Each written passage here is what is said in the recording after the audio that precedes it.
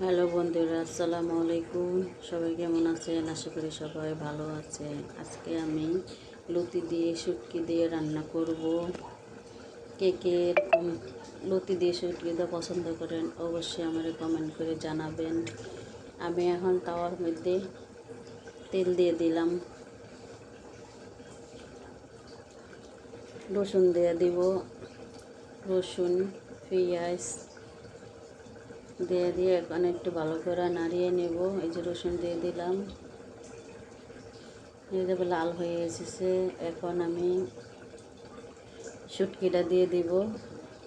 বাইটা রাখছিলাম শুটকিটা, এই শুটকিটা বাইটা না দিলে কাটা কাটা লাগবে, ওই কারণে আমি একটু বাইটা দিছি। বাটা ছাড়া এইগুলা অনেক কাটা, প্রিয় মাছের শুটকি তো এই কারণে অনেক কাটা লাগে। আর এই জায়গায় আমি হলুদ, মরিচ, লবণ সব এক লগে দিয়ে দিলাম। এখন আমার এই কষান শেষ,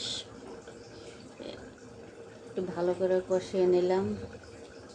নিয়ে এই যে লতিটা আমি ভাপ দিয়ে রেখেছিলাম, আগে থাকতে ভাপ দিয়ে রেখেছি। এখন আমি শুটকিটা মশলা কষান শেষ, লতিটা দিয়ে দিলাম। এখন আমি ঢাইকা দেব। এই যে লতিটা এখন কষান শেষ হয়ে গেছে, সামান্য একটু আমি ঝোল দিয়ে দিব।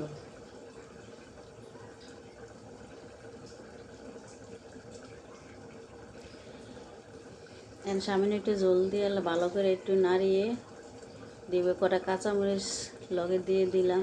আমার শুটকি রান্না এখানে শেষ। আল্লাহ হাফেজ, সবাই ভালো থেকে।